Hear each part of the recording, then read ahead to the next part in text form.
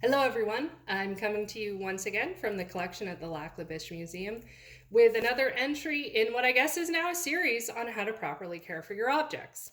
So today's lesson is how to safely lift an object. And you may laugh, but I spent like 2 hours on this in my collections care course. It's something museum people care about.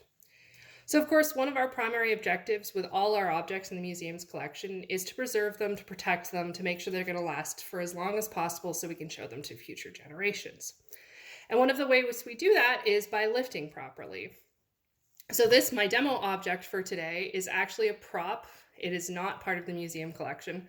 So hopefully my boss won't kill me if I accidentally break it while demonstrating improper lifting. So you can see that this object has handles. There they are. We don't like them.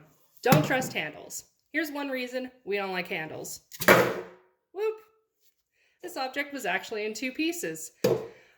If I was a collections manager who didn't realize that and I just lifted it by the handles, there's a chance it could come apart. And if I'm lifting it, say, I just lifted it gently on a table.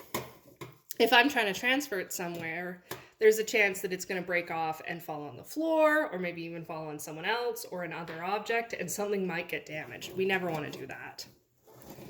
And handles in general, we never want to put too much stress on any one portion of the object, because that just makes it much more likely that it's going to break. And handles, they're usually pretty small, and in the object's actual life, as when it was being used for its function, they would have been used a lot, so they're typically a weak point.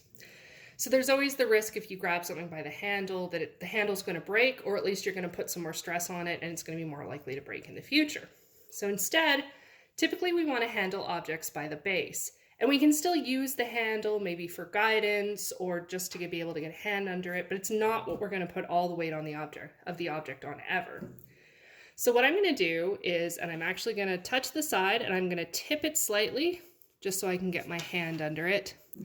And now you can see I'm supporting the base and I'm supporting the side so it won't tip. And this is going to give me a much more smooth lift, and I'm supporting as much of the object's weight as possible. So it's much less likely that I'm putting stress on any one area. It's much less likely that I'm going to drop it, and it's much less likely that I'm going to damage it for the future. And I do my lift.